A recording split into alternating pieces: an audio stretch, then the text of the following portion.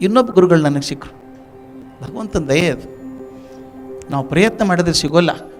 ಅದಕ್ಕೆ ಹೇಳ್ತಾರಲ್ಲ, ಗುಂಡಪ್ಪನವ್ರು ಹೇಳ್ತಾರೆ, ಅಂಥ ಗುರುವನ್ನು ಅರಸುವುದೆಲ್ಲಿ ದೊರೆತಂದು ನೀ ಧನ್ಯ ಮಂಕುತಿಮ್ಮ ಅಂತ ಹೇಳಿದಾಗೆ. ಅಂಥ ಗುರು ಸಿಗೋದೆಲ್ಲಿ ಒಂದು ಸರಿ ಉದಾಹರಣೆ ಸಾಕು 10 ಶಾಸ್ತ್ರಕ್ಕಿಂತ. ಇದೊಂದು ಬಹಳ ಪ್ರಚಲಿತವಾದದ್ದು. ನಾನು ಬರೆದಿದ್ದೀನಿ, ಸುಮಾರು 15-16 ಭಾಷೆಯಲ್ಲಿ ಅನುವಾದ ಆಗಿದೆ ಇದು. ನಾನು ಯಾವುದೋ ದೇಶಕ್ಕೆ ಹೋದಾಗ ನಮ್ಮ ಟೆಕ್ಸ್ಟ್ ಬುಕ್ಕಲ್ಲಿ ಇದೆ ಕತೆ ಅಂತ ಹೇಳಿಬಿಟ್ರು ನನಗದನ್ನು. ನನಗೆ ಆದದ್ದು. I want to be brief about it. ನಾನು ಧಾರವಾಡದಲ್ಲಿ ಕೆ ಬೋರ್ಡ್ ಹೈಸ್ಕೂಲ್ ಅಂತ ಒಂದು ಹೈಸ್ಕೂಲ್, ಅದಲ್ಲಿ ಬುದ್ಧವಂತರ ಶಾಲೆ ಅಂತ ಹೆಸರು. ಅದು ನಾನು ಹೆಂಗೆ ಸೇರ್ಕೊಂಡಿದ್ದೋ ಗೊತ್ತಿಲ್ಲ, ಸೇರ್ಕೊಂಡಿದ್ದೆ. ನಾನು SSLC ಓದ್ತಾ ಇದ್ದೆ. ನನ್ನ ಅಕ್ಕ MSc ಓದ್ತಾ ಇದ್ದೆ. ನಮ್ಮ ತಂದೆ ಸರ್ಕಾರಿ ನೌಕರದಾರ. ಸರ್ಕಾರಿ ನೌಕರದವ್ರು ಭಾಳ ಪ್ರಾಮಾಣಿಕರಾದರೆ ಮೇಲೆ ಮೇಲೆ ಟ್ರಾನ್ಸ್ಫರ್ ಆಗ್ತದೆ. ಕೇಳಿ ದಯಾನಂದ್ ಅವ್ರನ್ನ, 2 ಸಲ ಟ್ರಾನ್ಸ್ಫರ್ ಆಗ್ತದೆ. ಬಹಳ ಪ್ರಾಮಾಣಿಕ ಆದರೆ ಸರ್ಕಾರಿ ನೌಕರಿಯಲ್ಲಿ ಟ್ರಾನ್ಸ್ಫರ್ ಆಗ್ತಾ ಇರುತ್ತೆ. ನಮ್ಮ ತಂದೆ ರೆಡಿ, ಸೂಟ್ ಕೇಸ್ ರೆಡಿ ಇಟ್ಬಿಟ್ಟಿದ್ರು. ಆದರೆ ಮಕ್ಕಳ ಶಿಕ್ಷಣ ಏನು ಮಾಡಬೇಕು? ಧಾರವಾಡದಲ್ಲಿ ಮಾಳಮಡ್ಡಿ ಅಂತ ಒಂದು ಜಾಗ, ಅಲ್ಲೊಂದು ಸಣ್ಣ ಮನೆ ತೊಗೊಂಡು ಅಜ್ಜ ಅಜ್ಜಿ ನಾನು ನನ್ನ ಅಕ್ಕ ಇರ್ತಿದ್ವಿ. ಎಂಥ ಒಳ್ಳೆ ವಾತಾವರಣ ಇತ್ತು ಅಂದರೆ, ನಮ್ಮ ಮನೆಗೆ ಹಿಂದಿನ ಗೋಡೆಗೆ ಹೊಂದಿದ ಗೋಡೆಯೇ ಬಸವರಾಜ ರಾಜಗುರು ಅವ್ರ ಮನೆ. ಕೇಳಿದ್ದೀರಿ, ಸಂಗೀತದ ಸೀಮಾ ಪುರುಷ ಅಂಥವ್ರು. ಅಲ್ಲಿ ಕಲಿತಿದ್ದೆ. ಅಕ್ಕ MSc ಓದೋಳು. ಆಕೆಯಿಂದ ಭಾಳ ಕಷ್ಟಪಟ್ಟಿದ್ದೀನಿ ನಾನು, ಭಾಳ ಕಷ್ಟಪಟ್ಟಿದ್ದೀನಿ ಅಕ್ಕನಿಂದಾಗಿ. ಯಾಕಂದರೆ ಅದು ವಿಚಿತ್ರ, SSLCಯಿಂದ MScವರೆಗೂ ಫಸ್ಟ್ ರ್ಯಾಂಕ್ ಆಕೆ. ನನಗೆ ಜನ್ಮದಲ್ಲಿ ಫಸ್ಟ್ ರ್ಯಾಂಕ್ ಬರಲಿಲ್ಲ,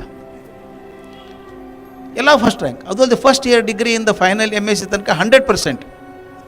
ಮ್ಯಾಥಮೆಟಿಕ್ಸ್ ಮೇಜರ್, ಮೈನರ್, ಸ್ಟ್ಯಾಟಿಸ್ಟಿಕ್ಸ್ ತೊಗೊಳ್ಳೋಳು. 10 ಪ್ರಶ್ನೆ ಕೊಟ್ಟು ಯಾವುದಾದ್ರೂ 6 ಬರೀ 10 ಬರೆದು ಬರ್ತಿಲ್ಲ. ಆರಿಸ್ಕೊಳ್ಳಿ ನೀವೇ ಯಾವುದಾರು ಅಂತ. ಎಲ್ಲ ಕರೆಕ್ಟೇ, 100ಕ್ಕೆ 100 ಎಲ್ಲ ಪೇಪರು. ಆಕೆ ಎಂದೂ ರಿಸಲ್ಟ್ ನೋಡೋಕ್ಕೆ ಹೋಗಲಿಲ್ಲ. ನಾನೇ ಹೋಗ್ತಿದ್ದೆ, ಅಕ್ಕ ಸೆಕೆಂಡ್ ರ್ಯಾಂಕ್ ಯಾರು ಬಂದ ನೋಡ್ಕೊಂಡ್ಬಿಡ್ತೀನಿ, ಫಸ್ಟ್ ಹಾಕಿದೆ. ಆಕೆಯಿಂದ ನಾನು ಯಾಕೆ ಕಷ್ಟಪಟ್ಟೆ ಅಂದರೆ, ನನಗೆ ಕೇಳೋರು, ಲತಾನ್ ತಮ್ಮಲ್ಲೇನೋ ನೀನು ಯಾಕೆ ಹಿಂಗಿದ್ದೆ? ನಾನೇನು ಮಾಡಲ್ರಿ, ಆಕೆ ಫಸ್ಟ್ ರ್ಯಾಂಕ್ ಬಂದರೆ. ಆ ಸಫರಿಂಗ್ ನನಗಿತ್ತು. ಆದರೆ SSLC ಪರೀಕ್ಷೆ ಮುಗೀತು. ನಮ್ಮ ತಂದೆ ಟ್ರಾನ್ಸ್ಫರ್ ಆಗಿ ಆಗಿ ಆಗಿ ಆಗಿ ಕೆಳಗೆ ಕೋಲಾರಕ್ಕೆ ಬಂದಿದ್ರು.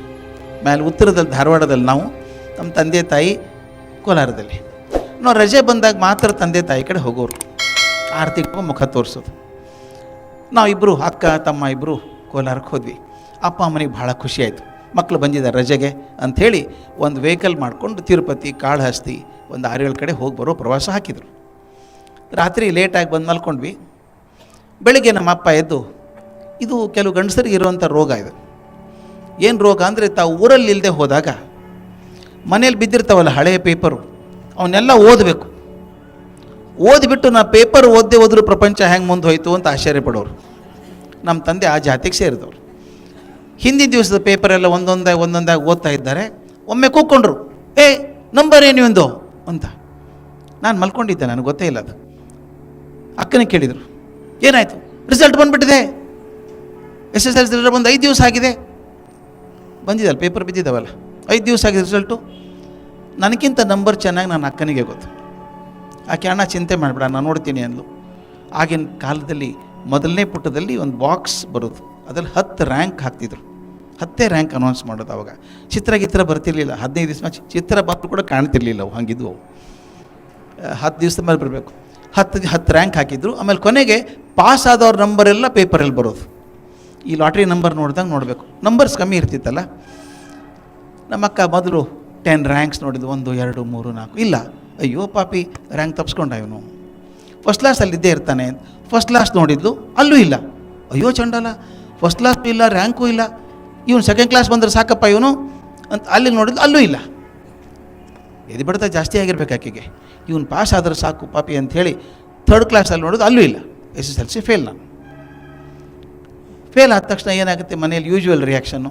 ಅಮ್ಮ ಅಕ್ಕ ಅಳೋಕ್ಕೆ ಶುರು ಮಾಡಿದರು, ನಪಾಸಾದ ಇವನು ಅಂತ. ನಮ್ಮ ಅಪ್ಪನಿಗೆ ಕೋಪ, ಇವನು ಏನು ಮಾಡ್ತಾನೆ, ದನ ಕಾಯ್ತಾನೆ ಇವನು, SSLC ಫೇಲ್ ಆಗ್ತಾನೆ ಇವನು, ಧಾರವಾಡದಲ್ಲಿ ಮನೆ ಇಟ್ಟರು ದಂಡ ಆಯ್ತಲ್ಲ ಅನ್ನೋ ಬಯೋಕ್ಕೆ ಶುರು ಮಾಡಿದರು. ನನಗದು ಗೊತ್ತೇ ಇಲ್ಲ. ಒಂದು ಅರ್ಧ ತಾಸು ಆದಮೇಲೆ ನಮ್ಮ ತಂದೆಗೆ ನೆನಪಾಯಿತು, ನಾವು ಒಬ್ಬನೇ ಮಗ ಅಂತ. ಆಮೇಲೆ ನಮ್ಮ ತಾಯಿಗೆ ಹೇಳಿದ್ರು, ಬೈಬೇಡ, ಅವ್ನು ಏನಾರು ಮಾಡ್ಕೊಂಡು ನಾ ಜೀವಕ್ಕೆ ಅವನು ಅಂತ. ನಾನೆಲ್ಲಿ ಬೈತೀನಿ ರೀ, ನೀವು ಬೈಬೇಡ್ರಿ ಅಂತಾಕಿ. ಇಬ್ಬರು ಒಪ್ಪಂದ ಮಾಡ್ಕೊಂಡಿದ್ರು. ನಾ ಎದ್ದಾಗ ಅಪ್ಪ ಅಮ್ಮ ಭಾಳ ಒಳ್ಳೆಯವರಾಗಿದ್ದರು. ಅಪ್ಪ ಅಮ್ಮ ಒಳ್ಳೆಯವರು ಇರ್ತಾರೆ, ಅದು ತುಂಬ ಒಳ್ಳೆಯವರಾದ ಸಂಶಯ ಬರೋಕ್ಕೆ ಶುರು ಆಗುತ್ತೆ. ನಮ್ಮಮ್ಮ ಕೋಲಾರದಲ್ಲಿ ಬಿಸಿಲು, ನಿಮಗೆ ಗೊತ್ತು ಸರ್, ಕೋಲಾರ ಬಿಸಿಲು ಮೇ ತಿಂಗಳಲ್ಲಿ ಕುದೀತಾ ಇದೆ. ನಮ್ಮಮ್ಮ ಮುಖ ತೊಳ್ಕೊಳಕ್ಕೆ ಬಿಸಿನೀರು ಇಟ್ಟಿದ್ದೆ ನೋಡು ಅಂತಾಳೆ. ಬಿಸಿನೀರು ಯಾರು ಬೇಕಾಗ್ತದೆ ರೀ, ನನಗೇನೂ ಆಗಿದೆ ಇದು ಅನ್ನಿಸ್ತು. ಅಕ್ಕನ ಕಣ್ಣೆಲ್ಲ ಕೆಂಪಾಗಿದೆ. ಅಕ್ಕ ಏನಾಯಿತು ಅಂತ ಕೇಳಿದೆ. ನನ್ನ ಅಕ್ಕ ನನ್ನ ತಾಯಿ, ಇನ್ನೊಬ್ಬ ತಾಯಿ ಆಕೆ. ಏನಾಯಿತು ಅಂತ ಕೇಳಿದೆ. ಆಕೆ ತಡ್ಕೊಳ್ಳೋಕ್ಕಾಗಲಿಲ್ಲ, ಗಟ್ಟಿಯಾಗಿ ಅಪ್ಕೊಂಡ್ಬಿಟ್ಟು ಅಳೋಕ್ಕೆ ಶುರು ಮಾಡಿದ್ಲು. ಏನು SSLC ಫೇಲ್ ಆಗಿಯಲ್ಲೋ, ಯಾವ ಸಬ್ಜೆಕ್ಟ್ ಫೇಲ್ ಆಗಿದ್ದಿ ಅಂತ ಕೇಳಿದ್ಲು. ರಿಸಲ್ಟ್ ಬಂತಾ ಅಂತ ಕೇಳಿದೆ. ಬಂದು 5 ದಿವಸ ಆಯ್ತು ನೋಡೋದು. ನಾನು ಪೇಪರ್ ತೊಗೊಂಡೆ, ಅದೇ ಪ್ರೋಸೆಸ್. ಮತ್ತೆ ಫಸ್ಟ್ ರ್ಯಾಂಕ್ ನೋಡಿದೆ, ಅಲ್ಲಿಲ್ಲ. First class, second class, third class ನೋಡಿದೆ, ಅಲ್ಲಿಲ್ಲ. ಅವ್ರಿಗೇನು ಸ್ವಲ್ಪ ಬುದ್ಧು ಅಂತ ನಾನು ₹2 ತೊಗೊಂಡು ಓಡಿ ಹೋಗಿ ಇಂಗ್ಲೀಷ್ ಪೇಪರ್ ತೊಗೊಂಬಂದೆ. ಕನ್ನಡ ಪೇಪರಲ್ಲಿ ತಪ್ಪಾಗೋ ಚಾನ್ಸ್ ಇರುತ್ತೆ. ಅವ್ರು ಯಾಕೆ ಫೇಲ್ ಮಾಡ್ತಾರೆ ನನ್ನ? ಇಂಗ್ಲೀಷ್ ಪೇಪರಲ್ಲೂ ಫೇಲೇ. ಕೂತ್ಕೊಂಡೆ. ಮತ್ತೇನು ಮಾಡೋದು, ಹೆಲ್ಪ್ಲೆಸ್ ಅಲ್ವಾ. ಫೇಲ್ ಆಗ್ತೀನಿ ಅಂತ ಕಲ್ಪನೆ ಇರಲಿಲ್ಲ. ಫೇಲ್ ಆಗೋ ದುಃಖ ಆಯಿತು, ಅಳ್ತಾ ಇದ್ದೆ. ಆಮೇಲೆ ತಂದೆ, ನಿಮಗೆಲ್ಲ ನೆನಪಿರಬೇಕು, ಮನೇಲಿ ಒಂದು ಕರಿ ಬಾಕ್ಸ್ ಇರ್ತಿತ್ತು ಮೊದಲು, ಟೆಲಿಫೋನ್ ಅಂತ. ನೆನಪಿದೆಯಾ? ಮರ್ತೋಗಿದೆ ಎಲ್ಲರೂ. ಕರಿ ಬಾಕ್ಸ್ ಇರ್ತಿತ್ತು, ಹಿಂಗೆ ತಿರುಗಿಸಿ ನಂಬರ್ ಹಾಕಬೇಕು. ತಿರುಗಿಸಿ ಬಟ್ ಸೊಟ್ಟಾಗ್ತಿತ್ತು ಹೊರತಾಗಿ ಕಾಲ್ ಏನು ಬರ್ತಿರಲಿಲ್ಲ. ನಮ್ಮಪ್ಪ 3 ದಿವಸ ಟ್ರೈ ಮಾಡಿದ್ರು, ಕಾಲ್ ಸಿಗಲಿಲ್ಲ. ಯಾಕಂದ್ರೆ ಆವಾಗಿನ ಕಾಲಕ್ಕೆ ನಮಗೆ ಸಹಾಯ ಮಾಡೋರು, ಮಾರ್ಗದರ್ಶನ ಮಾಡೋರು ಹೈಸ್ಕೂಲ್ ಹೆಡ್ ಮಾಸ್ಟ್ರ್ ಒಬ್ಬರೇ. ನಂಬರ್ ಸಿಗಲಿಲ್ಲ. ನಮ್ಮಪ್ಪ ಅಂದ್ರೆ ಹೋಗೋ ನಡೆಯೋದು ಧಾರವಾಡಕ್ಕೆ. ಇಬ್ಬರು ಧಾರವಾಡಕ್ಕೆ ಬಂದ್ವಿ. ನಾನು ಕಮ್ಯಾಜಿನ್ ಮಾಡ್ಕೊಳ್ಳಿ ನನ್ನ ಪರಿಸ್ಥಿತಿ ಹೇಗೆ ಅಂತ. ನಾನು ಫೇಲ್ ಆದ ಗಿರಾಕಿ. ನಮ್ಮ ಹೆಡ್ ಮಾಸ್ಟರ್ ನೋಡೋಕೆ ಹೊಟ್ಟಿದ್ದೀನಿ.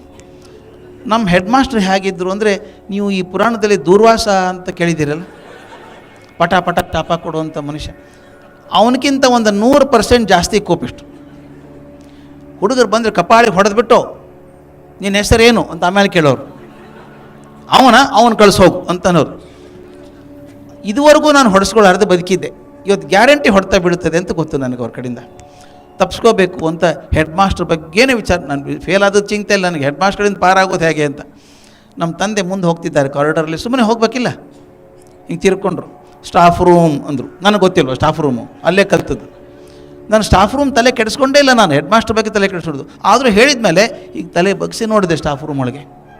ಅಲ್ಲಿ ನನ್ನ ಗಣಿತ ಟೀಚರ್ ಕೂತಿದ್ರು, ಮ್ಯಾಥಮೆಟಿಕ್ಸ್ ಟೀಚರ್ ಕೂತಿದ್ರು. ನನ್ನ ದುರ್ದೈವಕ್ಕೆ ಅವರು ನೋಡಿಬಿಟ್ರು ನನ್ನ. ಕರ್ಜಿಗೆ ಬಾಯಿಲೇ ಅಂತ ಕರೆದ್ರು. ಮೇಷ್ಟ್ರು ಕರೆದ್ರೆ ಹೋಗಬೇಕಲ್ಲ, ಹೋದೆ. ತಲೆ ತಗ್ಸ್ಕೊಂಡು ಅವ್ರ ಮುಂದೆ ಕುರಿ ನಿಂತ್ಕೊಂಡೆ. ಕಟ್ಕೊಂಡು ಮನೆ ನಿಂತ್ಕೋತಾವಲ್ಲ ಕುರಿ. ಬೈದರು. Idiot, good for nothing creature. ಇಡೀ ವರ್ಷ ಗಣಿತ ಕಲಿಸಿದ್ದೀನಿ, ನಾಚಿಕೆ ಬರಲ್ಲ ನನಗೆ. 30 ಮಾರ್ಕ್ಸ್ ತೊಗೊಳ್ಳಿ ಹೋಗುತ್ತೆ ಇಲ್ಲ. 13 ಬಂದಿದೆ, 13 ಮಾರ್ಕ್ಸ್ ನನಗೆ ಗಣಿತಲ್ಲಿ ಅಂದರು. ಆಗ ಗೊತ್ತಾಯ್ತು ನನಗೆ ಯಾವ ವಿಷಯದಲ್ಲಿ ಫೇಲ್ ಆಗಿದ್ದೀನಿ ಅಂತ. ಅಲ್ಲಿ ತನಕ ಗೊತ್ತೂ ಇಲ್ಲ ನನಗೆ ಯಾವ ವಿಷಯದಲ್ಲಿ ಫೇಲ್ ಆಗಿದ್ದೀನಿ ಅಂತ. ಹೋದರು, ನಾಚಿಕೆ ಬರಲ್ಲ, ಇಷ್ಟು ಸುಲಭ ಪೇಪರ್ ಇದೆ, 30 ಮಾರ್ಕ್ ಬರೋಕ್ಕಾಗಿಲ್ಲ, ಹೋಗು, don't show your face to me, October ಪರೀಕ್ಷೆ ಕೂತ್ಕೊ ಹೋಗು ಅಂದರು. ಅವರೇ ನಾನು ಕರೆದದ್ದು ಒಳಗೆ. ಒಂದು ಮುಖ ತೋರಿಸ್ಬೇಡ ಅಂದ್ರೆ ಹೋಗೋದು ಹೆಂಗೆ, ನಾನು ಮುಖ ಇಲ್ಲದೆ. ಆದರೂ ಹೊರಗೆ ಹತ್ಕೊಂಬಂದೆ. ಮೇಷ್ಟ್ರು ಬೈದರು ಅಂತ ಹತ್ಕೊಂಬಂದೆ. ನಮ್ಮ ತಂದೆನ ಕರೆದ್ರು ಅವರು. ಆಗಿನ ಕಾಲದಲ್ಲಿ ಶಿಕ್ಷಕರು ಪಾಲಕರಿಗೂ ಬೈತಾಯಿದ್ರು, ಈಗ ಬೈಯೋ ಧೈರ್ಯ ಯಾರಿಗೂ ಇಲ್ಲ. ತಂದೆನ ಬೈದರು, ಏನ್ರಿ ಜವಾಬ್ದಾರಿ ಇಲ್ಲ ನಿಮಗೆ? ರಿಸಲ್ಟ್ ಬಂದಾಗ ಊರಲ್ಲಿ ಇರಬೇಕು, ಮನೆ ಕೀಲಿ ಹಾಕ್ಕೊಂಡು ಹೋಗಿದ್ದೀರಿ, ಹುಡುಗನ ಗತಿ ಏನಾಗ್ತದೆ ಅಂತೆಲ್ಲ ಬೈದ್ಬಿಟ್ಟು, ನೋಡಿ SSLC ಬೋರ್ಡಿಂದ ಕನ್ಸಾಲಿಡೇಟೆಡ್ ಮಾರ್ಕ್ಸ್ ಕಾರ್ಡ್ ಬಂದಿದೆ. ಅದರ ಪ್ರಕಾರ ಅವನಿಗೆ ತೀರಾ ಕಮ್ಮಿಯಿಂದ 92 ಮಾರ್ಕ್ಸ್ ಸೋಷಿಯಲ್ ಸೈನ್ಸಲ್ಲಿ ಬಂದಿದೆ. ಗಣಿತಕ್ಕೆ 100ಕ್ಕೆ 100 ಬರಬೇಕು, ಅವನಿಗೆ 13 ಬಂದಿದೆ. ಏನು ತಪ್ಪಾಗ್ತದೆ ಗೊತ್ತಿಲ್ಲ. ಅದಕ್ಕೆ ರೀಟೋಟ್ಲಿಂಗ್ ಹಾಕಬೇಕು. ರಿಸಲ್ಟ್ ಬಂದು 5 ದಿವಸದೊಳಗೆ ರೀಟೋಟ್ಲಿಂಗ್ ಅಪ್ಲಿಕೇಶನ್ ಕಳಿಸ್ಬೇಕು. ₹5 ಕಟ್ಟಿ ಅದು ಅಪ್ಲಿಕೇಶನ್ ತುಂಬಿ ಕಳಿಸ್ಬೇಕಾಗತ್ತೆ. ಎಲ್ಲಿದ್ದೀರಿ ನೀವು? ನಿಮ್ಮ ಮನೆಗೆ ಹೋಗಿದ್ದೀನಿ 3 ದಿವಸ. ದಯವಿಟ್ಟು ಗಮನಿಸಿ ಸ್ನೇಹಿತರೆ ಇದನ್ನು. ನಿಮ್ಮ ಮನೆಗೆ 3 ದಿವಸ ಹೋಗಿದ್ದೀನಿ, ಮನೆ ಕೀಲಿ ಹಾಕಿದೆ, ಬೇಜವಾಬ್ದಾರಿ ಅನ್ನಿಸ್ತು. ಊರಲ್ಲಿಲ್ಲ ಅಂತ ಅನ್ನಿಸ್ತು. ಅದಕ್ಕೆ ನಾನೇನು ಮಾಡಿದೆ, 3ನೇ ದಿವಸ ಬಂದು ನಾನು ಪಾಲಕ ಅಂಥೇಳಿ ಅಪ್ಲಿಕೇಶನ್ ಫಾರ್ಮ್ ತುಂಬಿ ₹5 ಕಳಿಸಿದ್ದೀನಿ SSLC ಬೋರ್ಡ್ಗೆ. ಇವನು ಕಾಳಜಿ ಮಾಡಿ, ಸೆನ್ಸಿಟಿವ್ ಹುಡುಗ ಏನಾರು ಮಾಡ್ಕೊಂಡು ನನ್ನ ಜೀವಕ್ಕೆ ಇವನು ಕಾಯ್ಕೊಳ್ಳಿ ಇವನ್ನ ಅಂಥೇಳಿ ಕಳಿಸಿದರು. ನಾನು ಮನೆಗೆ ಬಂದೆ. I cannot forget the day. ಮರೆಯೋ ಸಾಧ್ಯವೇ ಇಲ್ಲ ನಾನು. 21st ಮೇ. ಮನೇಲಿ ಒಬ್ಬನೇ ಇದ್ದೀನಿ. ನಮ್ಮ ತಂದೆ ಹೊರಗೆ ಹೋಗಿದ್ದಾರೆ. ಮನೇಲಿ ಯಾರೂ ಇಲ್ಲ, ನಾನೊಬ್ಬನೇ. ಎದುರಿಗೆ ರೋಡು, ನಮ್ಮ ಮನೆ ಮುಂದೆ ಈ ಡಾಂಬರ್ ರೋಡ್ ಇತ್ತಲ್ಲ, ಟಾರ್ ರೋಡ್. ಬೇಸಿಗೆಯಲ್ಲಿ ಆ ಬಿಸಿಗೆ ಡಾಂಬರ್ ಕರಗುತ್ತೆ, ಮೃಗಜಲ ಕಾಣಿಸುತ್ತೆ ಮೇಲೆ. ರಸ್ತೆ ಕಾದು ಹಂಚು ಆದಂಗೆ ಆಗಿದೆ. ನಾನು ಮೇಷ್ಟ್ರು ಬರೋದು ಕಾಣಿಸ್ತು. ಏನು ಕಲ್ಪನೆ ಮಾಡ್ಕೋಬೇಕು. ಧಾರವಾಡ ಡ್ರೆಸ್, ಕಚ್ಚೆ ಧೋತ್ರ, ಬಿಳಿ ಶರ್ಟು, ಕರಿ ಕೋಟು, ಕರಿ ಟೊಪ್ಪಿಗೆ, ಕನ್ನಡಕ, ಎಡಗೈಯಲ್ಲಿ ಧೋತ್ರ ಹಂಚು ಹಿಡ್ಕೊಂಡಿದ್ದಾರೆ, ಕಾಲಲ್ಲಿ ಬರಬಾರ್ದು ಅಂತ. ಬಲಗೈಯಲ್ಲಿ ಚಪ್ಪಲಿ ಹಿಡ್ಕೊಂಡಿದ್ದಾರೆ. ಹಿಂಗೆ ಕುಣ್ಕೊಂಡು ಬರ್ತಾ ಇದ್ದಾರೆ, ಬೆವರು ಸುರಿಸ್ತಾ ಇದ್ದಾರೆ. ನನ್ನ ಪ್ರೀತಿ ಟೀಚರಿಗೆ ಡಯಾಬಿಟಿಸ್ ಇದೆ. ಬಲಗಾಲ್ ಹೆಬ್ಬೆಟ್ಟಿಗೆ ಗಾಯ ಮಾಡ್ಕೊಂಡಿದ್ದಾರೆ, ದಪ್ಪ ಊದ್ಕೊಂಡಿದೆ, ಅದು ಚಪ್ಪಲಿ ಉಂಗುಷ್ಟದಲ್ಲಿ ಬೆರಳು ಹೋಗ್ತಾ ಇಲ್ಲ, ಬೇಗ ಬೇಗ ನಡಿಬೇಕು ಅಂತಿರೋದ್ರಿಂದ ಬೇಡ ಬೇಡ ಚಪ್ಪಲಿಂದ ಕೈಲಿ ಹಿಡ್ಕೊಂಡು ಬರ್ತಾ ಇದ್ದಾರೆ. ಆ ಕಾದು ಹಂಚಿದಂಥ ರೋಡ್ನಲ್ಲಿ ಕಾಲಿಗೆಲ್ಲ ಗುಳ್ಳೆ ಆಗಿರಬೇಕಲ್ಲ, ಎಲ್ಲಿ ಹೋಗ್ತಿದ್ದಾರೆ ನನ್ನ ಟೀಚರು ಬರಿಗಾಲಲ್ಲಿ ಅಂದ್ಕೊಂಡೆ. ನಮ್ಮ ಮನೆ ಕಡೆ ತೀರ್ಕೊಂಡ್ರು. ಹೊಸ್ತಿಲ್ ಹೊರಗೆ 2 ಚಪ್ಪಲಿ ಬಿಸಾಕ್ಬಿಟ್ಟು ಒಳಗಡೆ ಬಂದರು. ನೀವು ಕಲ್ಪನೆ ಮಾಡ್ಕೊಳ್ಳಿ, ನಾನು SSLC ಹುಡುಗ, ನಾನು ಅತ್ಯಂತ ಪ್ರೀತಿ ಟೀಚರ್ ಹೀಗೆ ಮಧ್ಯಾಹ್ನ ಹೇಳ್ದೆ ಕೇಳದೆ ಬಂದುಬಿಟ್ರೆ ಏನು ಅನ್ನಿಸ್ತದೆ ನನಗೆ, ಏನು ಮಾಡಬೇಕು ಅಂತ ತೋಚಲಿಲ್ಲ, ಎದ್ದು ನಿಂತ್ಕೊಂಡ್ಬಿಟ್ಟೆ. Please believe me, time stopped. I don't know how much it happened. ಮೇಷ್ಟ್ರು ಒಳಗಡೆ ಬಂದವರು ಎದ್ದು ನಿಂತಿದ್ದಲ್ಲ, ನಾನು ಒಂದು ಮಾತು ಆಡಲಿಲ್ಲ, ಸೀದಾ ನನ್ನ ಕಡೆ ಬಂದು ಗಟ್ಟಿಯಾಗಿ ಅಪ್ಕೊಂಡ್ಬಿಟ್ಟು ಬಿಕ್ಕಿ ಅಳೋಕ್ಕೆ ಶುರು ಮಾಡಿದರು. Even today I get goose bumps and I think of it. ಬಿಕ್ಕಿ ಅಳೋಕ್ಕೆ ಶುರು ಮಾಡಿದರು. ಅದುವರೆಗೆ ನಾನು ಅಳೋ ಟೀಚರ್ನ ಕಂಡಿದ್ದಿಲ್ಲ, ನನ್ನ ಟೀಚರ್ ಅಳೋದು ಎಂದೂ ಕಂಡಿಲ್ಲ ನಾನು. ಯಾಕೆ ಅಳ್ತಾರೆ ಸರು, ಯಾಕೆ ಅಳ್ತಾರೆ ಪಾಪ, ಅವ್ರಿಗೇನು ತೊಂದರೆ ಆಯ್ತೇನೋ. ನಾನು ಅಳೋಕ್ಕೆ ಶುರು ಮಾಡಿದೆ. 1-2 ನಿಮಿಷ ಆದ್ಮೇಲೆ ನಾನು ತಳ್ಳಿದರು. ಕೋಟ್ ಒಳಗೆ ಕೈ ಹಾಕಿ ಒಂದು ಕಾಗದ ತೆಗೆದು, ನೋಡೋ ಚಂಡಾಲ್ರು ಏನು ಮಾಡಿದ್ರು ನಿನ್ನ ಜೀವನಕ್ಕೆ ಅಂದರು. ನನ್ನ ಕಣ್ಣು ಮಂಜಾಗಿದೆ, ಸರಿಯಾಗಿ ಕಾಣಿಸ್ತಾ ಇಲ್ಲ. ಆ ಮಂಜು ಗಣ್ಣಿನ ಮೂಲಕ ನೋಡಿದಾಗ ಇದು telegram from the SSLC board. ಕಣ್ಣು ಒರೆಸ್ಕೊಂಡು ನೋಡಿದಾಗ telegram says, result is change from fail to 8th rank, send cumulative card for correction.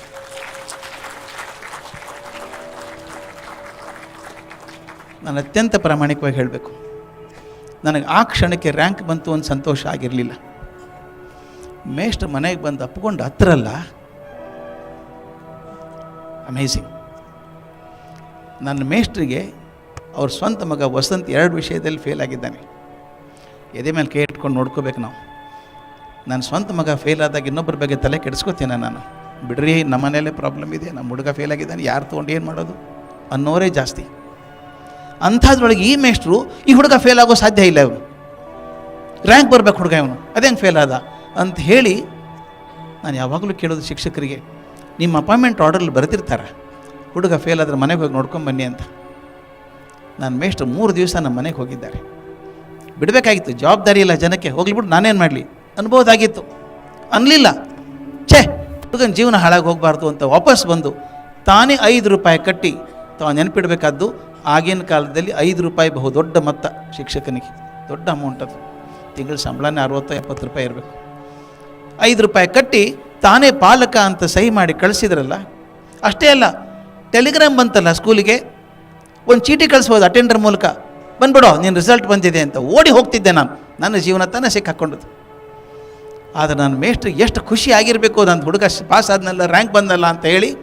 ತನಗೆ ಆಲ ಗಾಯವನ್ನು ಮರೆತು, ಕಾಲಲ್ಲಿ ಗುಳ್ಳೆ ಆದರೂ ಅಡ್ಡಿ ಇಲ್ಲ ಅಂತ ಚಪ್ಪಲಿ ಕೈಯಲ್ಲಿ ಹಿಡ್ಕೊಂಬಂದು ಬೆವರು ಸುರಿಸ್ಕೊಂಡು ಮನೆಗೆ ಬಂದು ಅಪ್ಕೊಂಡು ಹತ್ರಲ್ಲ. That was the turning point of my life. I decided at that time, ತೀರ್ಮಾನ ಮಾಡಿದ್ದು, ನಾನು ಏನೇ ಆದರೂ ನನ್ನ ಜೀವನದಲ್ಲಿ ಮೇಷ್ಟ್ರೇ ಆಗ್ತೀನಿ, ಇನ್ನೇನೂ ಆಗಲ್ಲ ಅಂತ. ನನಗೆ ಆಶ್ಚರ್ಯ ಅನಿಸುತ್ತೆ. ನಾನು ಒಳ್ಳೆ ಅಕಾಡೆಮಿಕ್ ಕರಿಯರ್ ಇತ್ತು, ಯಾವಾಗಲೂ ಹೆಂಗೋ ರ್ಯಾಂಕ್ ಬರ್ತಿತ್ತು, ಪ್ರತಿ ವರ್ಷ ಅದು ಹೆಂಗೋ ಏನೋ ಬರ್ತಿತ್ತು. Lot of options had. ನಾನು ಅಮೇರಿಕಾದಲ್ಲಿ ಸೆಟ್ಲ್ ಆಗಿಬಿಡ್ಬೋದಿತ್ತು. ಟೆಕ್ಸಾಸ್ ಯೂನಿವರ್ಸಿಟಿಯಲ್ಲಿ ಪಾಠ ಮಾಡ್ತಿದ್ದೆ ನಾನು, ಯೂನಿವರ್ಸಿಟಿ ಆಫ್ ಟೆಕ್ಸಾಸಲ್ಲಿ ಮಾಡಿದ್ದು, ಟೋಕಿಯೋದಲ್ಲಿ ಪಾಠ ಮಾಡಿದ್ದು, ಅಲ್ಲೇ ಇರ್ಬೋದಾಗಿತ್ತು ನಾನು. ಆದರೆ ಯಾವುದೂ ಬೇಡ ಅನ್ನಿಸ್ತು, ಮಾಸ್ಟರ್ ಆಗಬೇಕು ಅಂತ ಮತ್ತೊಂದು ಏನಿಲ್ಲ. ಡಾಕ್ಟರ್ ರಾಜಾ ರಾಮಣ್ಣ ನನ್ನ PhD ಗೈಡ್ ಆಗಿದ್ದವರು, ಗ್ರೇಟ್ ಅಟಾಮಿಕ್ ಫಿಸಿಸಿಸ್ಟ್. ಅವ್ರು ನನ್ನ ಸೀನಿಯರ್ ಸೈಂಟಿಫಿಕ್ ಆಫೀಸರ್ ಅಂತ ಅಪಾಯಿಂಟ್ ಮಾಡಿ ಹೈದರಾಬಾದಿ ನ್ಯೂಕ್ಲಿಯರ್ ಫ್ಯೂಯಲ್ ಕಾಂಪ್ಲೆಕ್ಸ್ಗೆ ಅಪಾಯಿಂಟ್ ಮಾಡಿದ್ರು ಹೆಡ್ ಅಂತ. ನನಗೆ ಹೇಳಿದರು, 1 day you will occupy my chair as the chairman of BRC ಅಂತ ಹೇಳಿದರು. ನಾನು ಹೋಗಲಿಲ್ಲ. ಬೈದರು, ನಿನಗೆ ಬುದ್ಧಿ ಇಲ್ಲ, ತಲೆ ಇಲ್ಲ ಅಂತ ಬೈದರು. ಬೈಸ್ಕೊಂಡೆ. ನಾನು ಪ್ರಿನ್ಸಿಪಾಲ್ ಆದಮೇಲೆ ಕರ್ಕೊಂಡು ಹೋಗಿದ್ದೆ ನಮ್ಮ ಕಾಲೇಜಿಗೆ ಅವ್ರನ್ನ. 10 ವರ್ಷ ಆದಮೇಲೆ ಬಂದೆ. ಪ್ರಿನ್ಸಿಪಾಲ್ ಆದಮೇಲೆ ಯಂಗೆಸ್ಟ್ ಪ್ರಿನ್ಸಿಪಾಲ್ ನನ್ನ ಕಂಟ್ರಿಯಲ್ಲ, ಅವಾಗ 28 ವರ್ಷಕ್ಕೆ ಪ್ರಿನ್ಸಿಪಾಲ್ ಆದವನು ನಾನು. ಕರ್ಕೊಂಡು ಹೋದೆ. ಸ್ಟೇಜ್ ಮೇಲೆ ಹೇಳಿದರು, ರಾಮಣ್ಣ, ನಾ ಹುಡುಗನ ಬಗ್ಗೆ ಭಾಳ ಕೋಪ ಆಯಿತು, ಇವನು BRC ಸೇರ್ಕೊಳ್ಳಿಲ್ಲ ಅಂತ ಕೋಪ ಆಯಿತು. But I am happy that he did not join. ಅಲ್ಲಿ BRC ಸೇರ್ಕೊಂಡಿದ್ದು ಅವನೊಬ್ಬನೇ ಬೆಳೀತಿದ್ದ. ಈಗ ಸಾವಿರಾರು ಮಕ್ಕಳಿಗೆ ಬೆಳೆಯೋಕ್ಕೆ ಅನುಕೂಲ ಆಗಿದೆ ಅವನಿಂದಾಗಿ ಅಂತ. ಅದು ನನ್ನ ಗ್ರ್ಯಾಟಿಫಿಕೇಷನ್.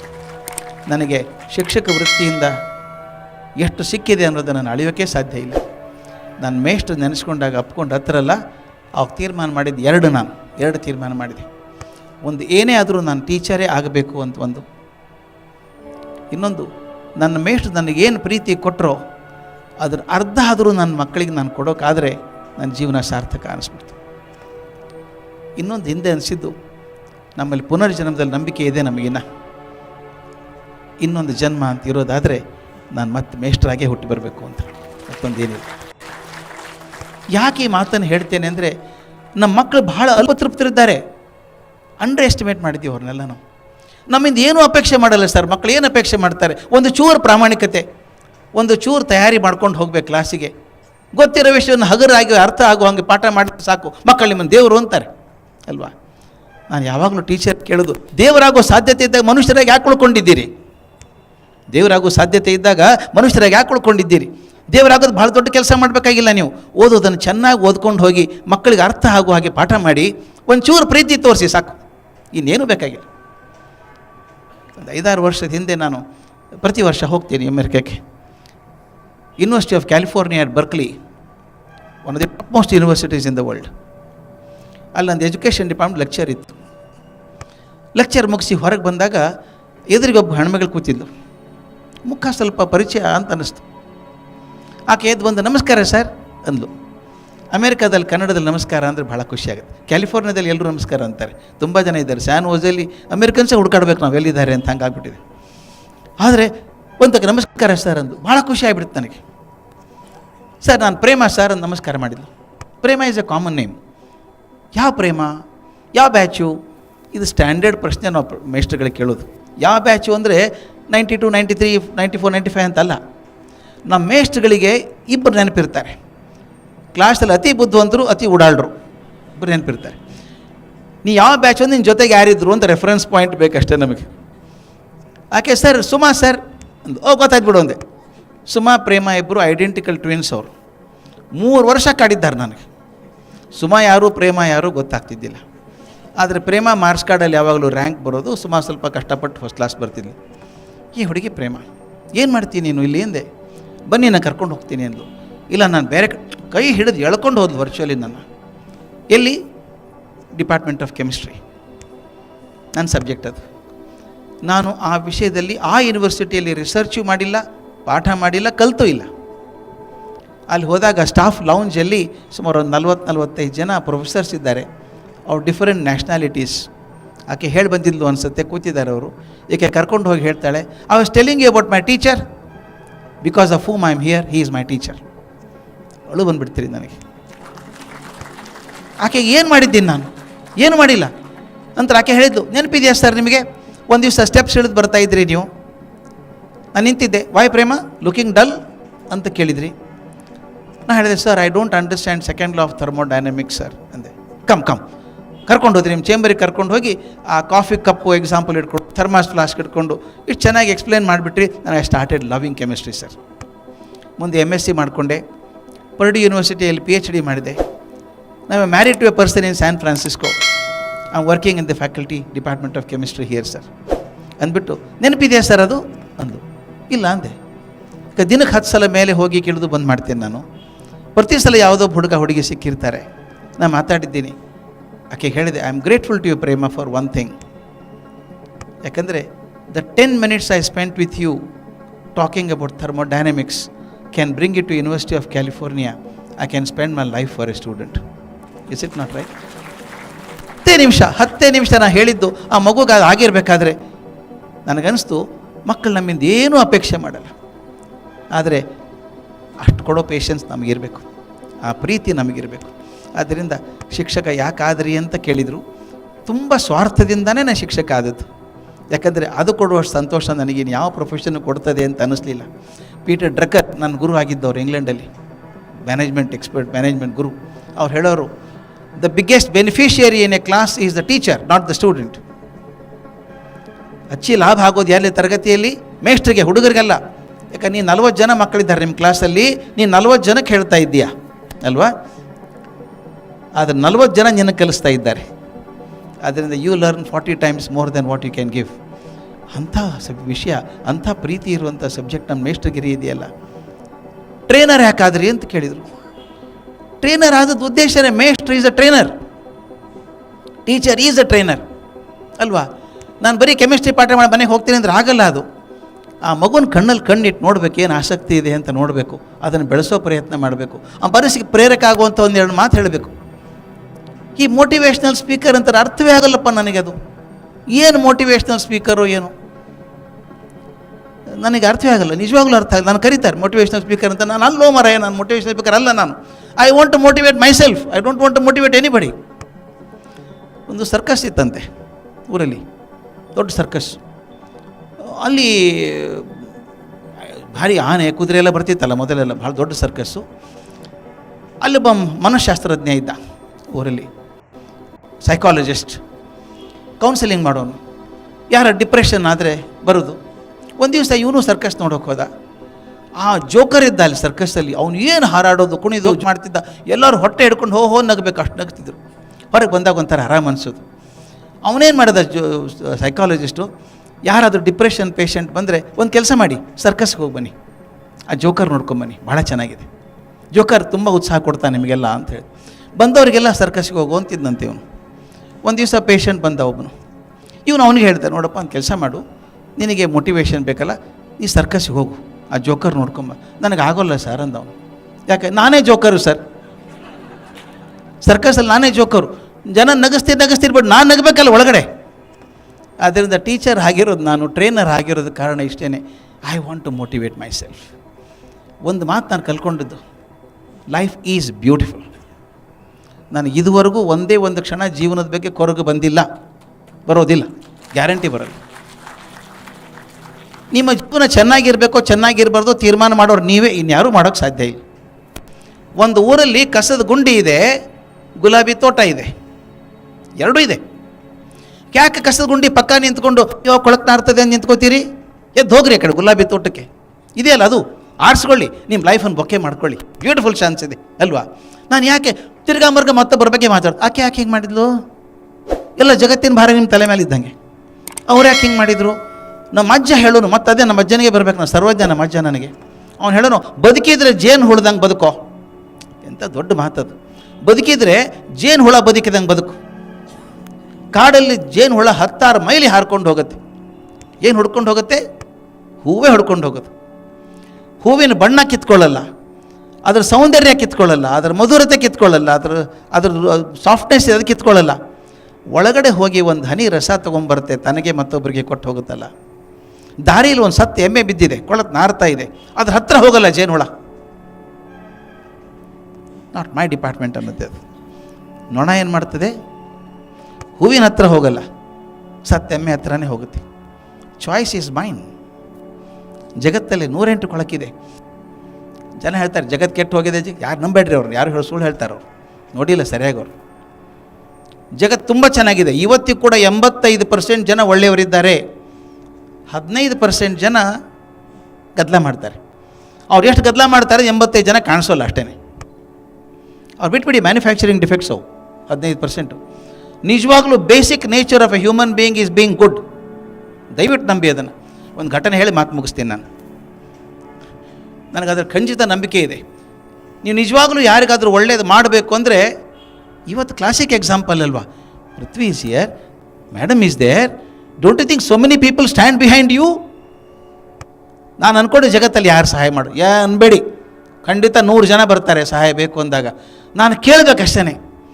ಒಂದು ಸಲ ನಾನು ಬಾದಾಮಿಗೆ ಹೋಗಿದ್ದೆ. ಬಾದಾಮಿಯಿಂದ ಬೆಳಗಾಂಗೆ ಹೋಗಬೇಕು, ಕಾರಲ್ಲಿ ಹೋಗ್ತಾಯಿದ್ದೆ. ಬಾದಾಮಿ ದಾಟಿ ಸ್ವಲ್ಪ ಮುಂದೆ ಬಂದೆ, ನೋಡಿದೆ ಕಾರಲ್ಲಿ ಕುಡಿಯೋ ನೀರಿಲ್ಲ. ತುಂಬ 2-3 ತಾಸು ಹಾದಿ. ಅವನು ಡ್ರೈವರ್ ಹೇಳಿದ್ರು, ನಿಲ್ಸಪ್ಪ ಸ್ವಲ್ಪ ಅಲ್ಲಿ ಹೋಟೆಲ್ ಕಂಡ್ರೆ ಒಂದಿಷ್ಟು ನೀರಿನ ಬಾಟ್ಲಿ ತೊಗೋತೀನಿ ಅಂತ. ನಿಲ್ಲಿಸಿದ ಅವನು.